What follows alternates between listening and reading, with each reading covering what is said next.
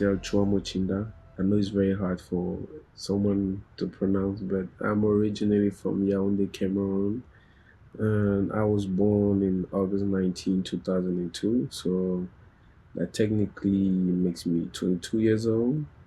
Um, Something fun. You said something fun. Something that you're excited about for Something today. I'm very excited about this moment Yes. is that I know I'm gonna get the scholarship. I'm pretty Okay. confident that I will because my s- and also I'm actually excited because I don't know the questions, so I don't know how I will answer, but I know when I will answer them, I will answer them the right way. So Perfect. that's actually the excitement because I'm so confident I will get the scholarship, but I don't know Perfect. the questions and I don't know the answers. Yeah. But Perfect. that's the excitement. Great. My first question is, if you were to pick three qualities that you are really proud that you have, what would they be? Okay. My first quality is that, as you can see, confidence. I carry a lot of confidence. The second one is faith. I have so much faith in everything, starting with God, starting with myself, starting with what I believe in, starting in how I think. Mm-hmm. You know, the third thing will be it. I don't know if it's a quality of mine, but I like to acknowledge it. I'm very resilient. Resilient, or you can call it.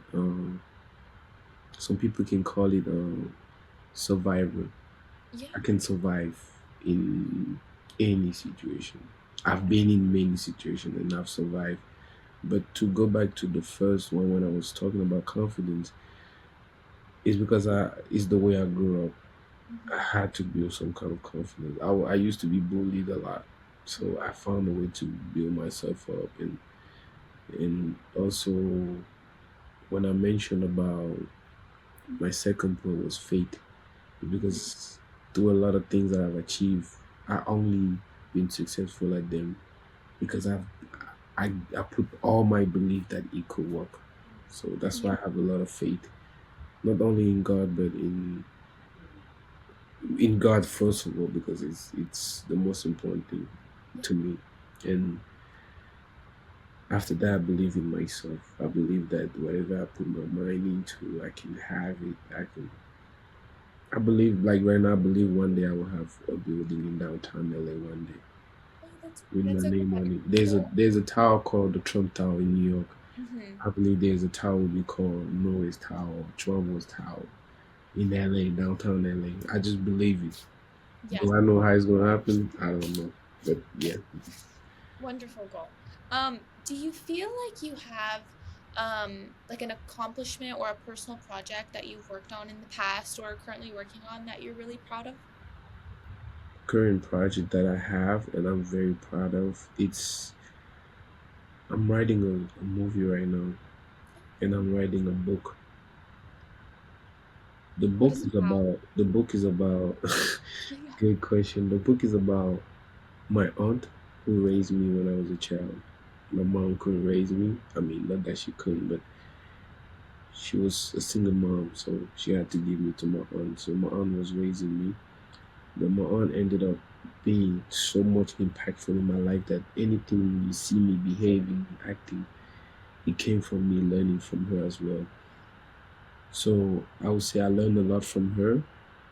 And but one thing I noticed when I grew up is her story, her upbringing, what made her who she is, how she began to tell. She used to tell me stories how she survived a civil war back home in Cameroon when she was 8 years old and stuff like that. And I was just listening as a child, but it's been a year now. I've been writing the story down. I call her sometime, get some details, write it Hmm. down. So I'm trying to make a novel out of it, expose who needs to be exposed, show her. Because I was watching the story of Harriet Tubman, and I was like, my grandma is also Harriet Tubman. Yeah, yeah, yeah. You get what I'm saying? Yeah, But yeah, yeah. but I'm very proud of myself because it takes someone like me to see that. But when I was a kid, I didn't know. Oh, this could be something too. So I'm Mhm. very proud that, and she knows that I'm writing. and she's very happy, and she encouraged me to go to school for it, and you Yeah. know. So is that what So you're currently studying in college? I'm actually studying production. I'm in Oh, film and nice. television, but my emphasis is TV production.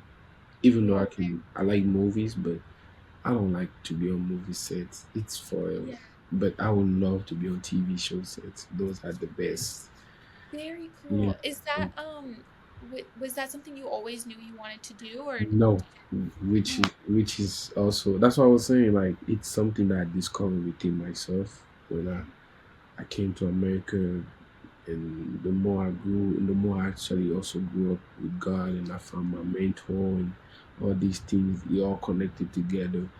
And when I finally got the puzzle, I was like, I'm supposed to be a film student.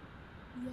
And when I realized, someone asked me the other day, why did you choose this? I said, because I want to be like Jesus. I want to tell stories. But Jesus, when he was in his time, there weren't no movie, there weren't no TV, so he told parables. So Yeah. my end now is like, okay, why am I wanting to do this now? And I realized I just want to be like him. I want to tell stories to people, but now we have TVs. Yeah. Instead of watching, sitting home and watching TV, and my kids gonna watch something on TV that I may not even like. Why don't I also put something on TV that I like, Yes. that I Yes. think it's useful for the community, for people? So that's what made me get into it, and that's how I discovered my purpose. And I'm very proud of it, because within the purpose I found, what was hidden inside of me is the story of my family. Yes. Yeah. Yeah. That's And beautiful. to answer the other point, that something I did and I'm very proudful of it, uh, I left my past behind me. Hmm. I didn't carry with me. I'm not ashamed of my story. I'm not ashamed of where I come from. I'm not ashamed of what I've done. I'm not ashamed of anything, even if I did it yesterday. Yeah. I'm not ashamed of it, pretty much. And when I'm talking about my past, is that I used to party a lot, do a lot of, a lot of things that college kids would do, Yeah. high school kids would do. I played basketball in high school, and I was very known for that. So I used to take that as an advantage and do crazy things and do this, but I put that behind me. And now I'm looking at it, I'm like, I'm very proud of the man I became. I'm super proud of the man I became. Yeah. I love it. I love that. I hope I So don't cry kind of. here, but Oh no. I'm sorry. no, Is it's your okay. kind of let we can move on to something like more fun. No, Kind of it's going okay. back Do your to thing. yeah.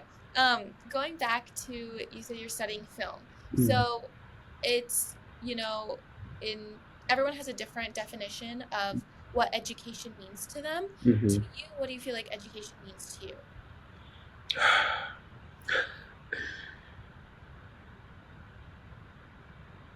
Um, can I use the Bible? Say that again? Can I use the Bible to answer you? Yeah. In the Bible, there's a thing where God says, His people perish because of lack of knowledge.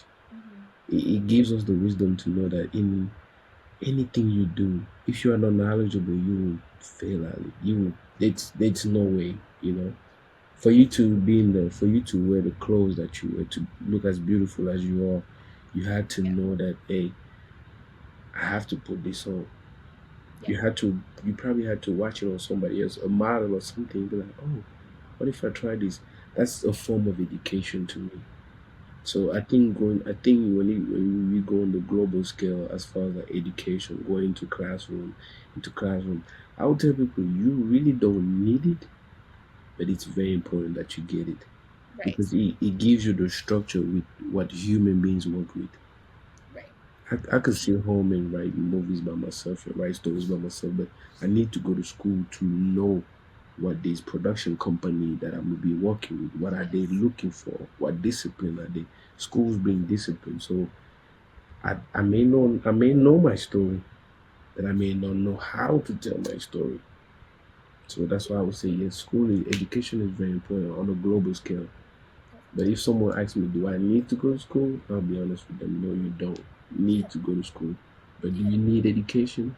Yes, you need it. So if you can find it on YouTube, find it. If you can find a classroom, find it. Yep, perfect.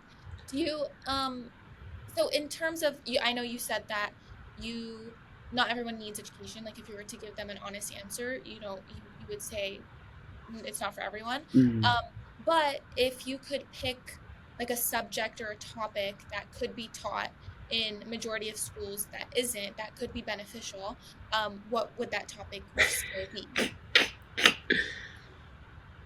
It's a it's a large topic to me, but it's a simple topic, but within the word I'm gonna say it's gonna be very large. I think what I would want people to know is the truth.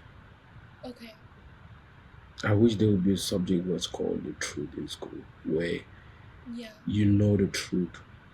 They telling us Christopher Columbus discovered America. Did he really did? Right. Right.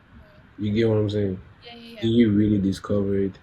How Yeah. you gonna discover a land where you go there you see people? Ask them how did you guys get here first? Don't say you Yeah. discover it. You get it? So I think I want people to know. I would say if it's a topic, it's the truth to Yeah. help people because sometimes people are idle to what they believe, and for you to believe something, you have to be taught that thing. Yeah. So if I'm being idle that the world is being on top of two elephants. Hmm. That's what I'm being taught my whole childhood. If I'm being taught that, that means I will start believing it. There are two giant elephants that the earth is placed on, some Hmm. kind of thing. And at that moment, it becomes is it the truth? Yeah. If it's not the truth, I need to know the truth because by learning the truth, I will at least advance. I would at least grow. Yeah. So I think that I'm just talking about those two things to show you the example of Yeah. Yeah. which Yeah. truth I'm talking about. Yeah. Because even within the entertainment industry, it's a large scale of people will look at it and be like, oh, these Hollywood people they are evil. Yeah. You need to know the truth that they are not doing it because they're evil. They're doing it because that's where the world is going. They just want you to see. Yeah. Yeah. For No, that makes example, sense. I saw people arguing about homosexuality, and I really don't want to get into it. But I see Yeah. No. people in the entertainment industry, they're pushing it. Someone may look at it and be like, I don't want to see that on my TV. No, you may not Mhm. want to see, but that they're showing you where the world is going. They're exposing. This is probably where the world is going. Is this what you want? If you don't want it, make a change. You get Yeah. what I'm saying? Yeah. Yeah. Perfect. Yeah. My next question is, what do you feel like has been a challenge that you've had to really go through, and how do you feel like it shaped you to who I'm speaking to today? What a challenge that I've went through in my Yeah, life. like a particular challenge that you feel like has really shaped you as a person. You really want to know? If you don't have to be very detailed if you don't want to, if it's I obviously a no, I will tell either of you. those. Okay. I uh I watch people die in front of me. Say that again? I watch people die in front of me. Oh, okay. I'm a Civil War survivor. Oh, wow. Like right before I came to the US, it was a civil war going on back home. You Oh, can even Google it in Cameroon in yeah. 2016, 2017. It's called the Ambazonian War. Oh, So this is rebels saying Cameroon is like Canada. Let me explain to you so you can understand the concept. Cameroon is like okay. Canada. So they have an English part, French part. So Oh, the government in power has been French pretty much since they have independence. oh, So now the English people are not happy because when they go to school in universities, they be taught by French teachers, but they don't understand English. They don't understand French.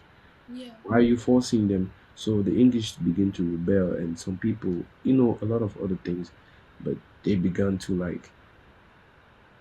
like create wars. But we don't know who gave them the guns and the finances and all this equipment they have. But we know they rightfully Yeah. wanted what's theirs, wanted their right, which is okay. But the way now, it's bad Yeah. because guns and stuff were involved. So I was in the city where those things were happening.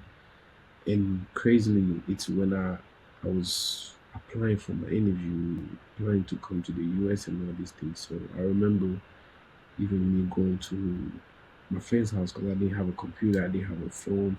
So my friend had a computer. I would go to his computer and beg his parents to let me use it. And I had my logins on the paper. That's all I remember. I had my logins on the paper, so it was in my socks. I used to hide stuff in my socks because I didn't trust my pockets. Yeah. So I would go. I told my mom I'm going. She's like, "It's bad out there. You going out now?" I said, "Yeah."